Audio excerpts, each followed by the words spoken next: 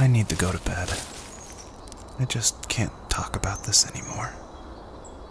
Good night.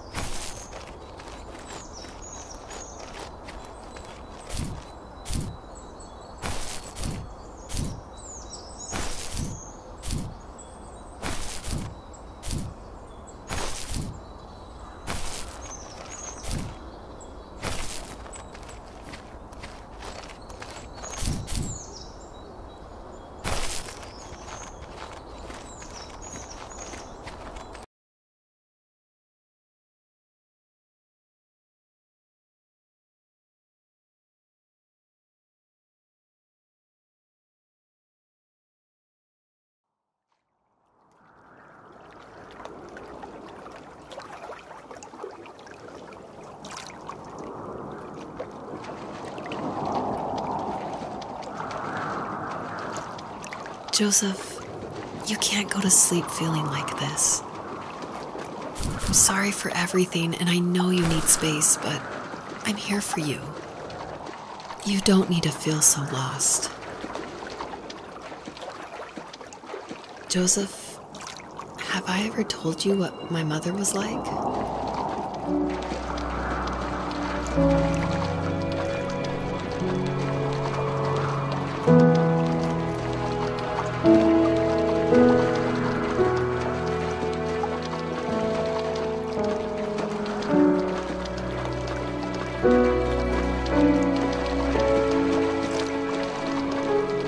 You know what it's like not to have a mom at home. And you know how hard that made my childhood.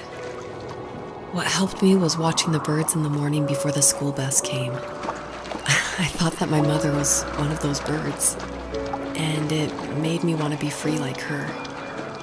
My mom taught me how to fold origami cranes while she was in the hospital. So I told myself I would fold one every day until I could fly myself.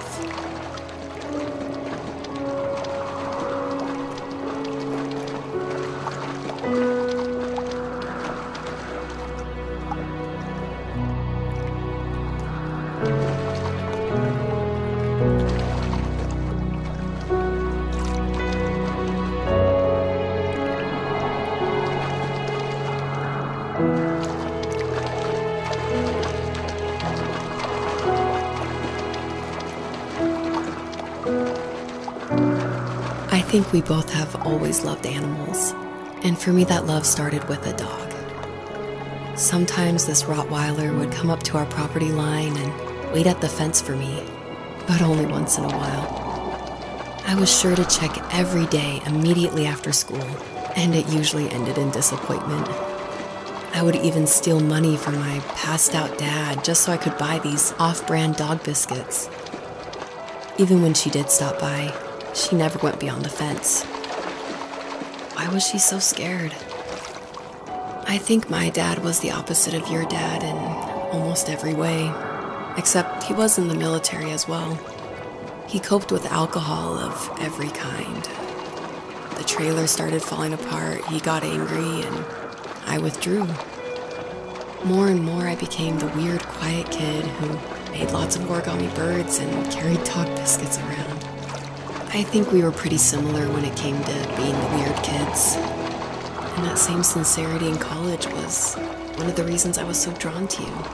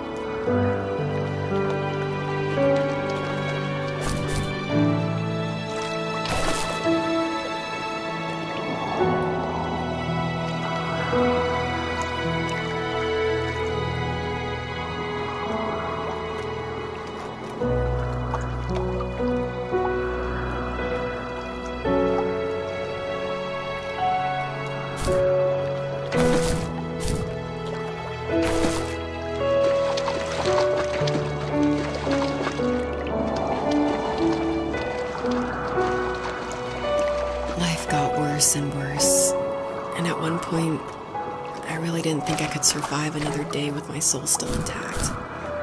I had no real friends, let alone neighbors, since we lived in the middle of nowhere. I should have talked to my teacher, but I was scared what he would do if he found out. As I waited for the school bus one morning, I walked around until I found something in an abandoned shed. Something I can't put into words.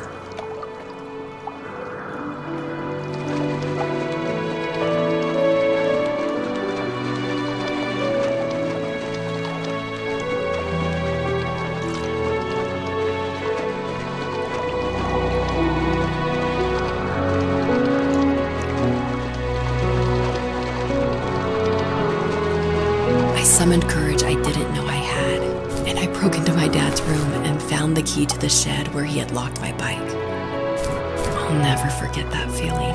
The wind rushing by my ears as the sun rose over fields of wheat. I was flying for the first time. I biked as far as my legs could take me until I found a house that felt friendly, and that felt like home. Those strangers helped me in so many ways. And if it wasn't for them, I wouldn't have found my foster family. And if it wasn't for my parents, I wouldn't have met you.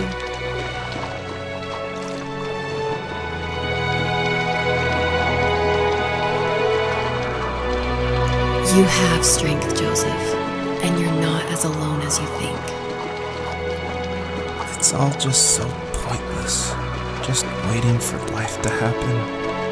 It's like having the home I always wanted is cursed out of my reach. The thought of being a parent myself. How could I do that when I couldn't even be a good son? I'm sorry. I know what you're saying. I just don't know how things will work out. These quiet hours will turn into years. We'll wonder which roads passed us by. Then we'll forge a new road together. Besides, I discovered for myself that one fateful morning where any hopeful road leads to. There may be thorns and mist, but it always leads to the same thing. And what's that? Family. I'm so glad that you're part of my family, Rachel. And I'm glad you're part of mine.